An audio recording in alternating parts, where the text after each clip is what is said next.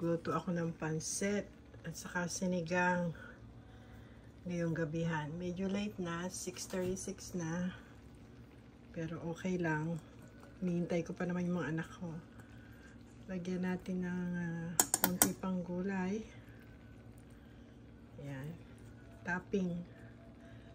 So, yung ulam natin ngayong Biyernes.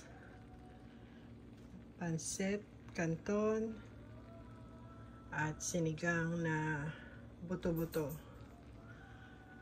Ayan, kain tayo. O siya nga pala, kayo ba'y bumili na ng Lotto Max? Lotto, 70 million. Bili na kayo. Ako bumili na. Plus 42 chance ng Anchor. Oops. Yung Marco. Kaya good luck sa ating lahat. Sana manalo tayo kahit konti, di ba? So, sige. Ito ang ating dinner ngayong Friday. God bless everyone. Take care. Bye for now. Oh, siya nga pala. Please subscribe.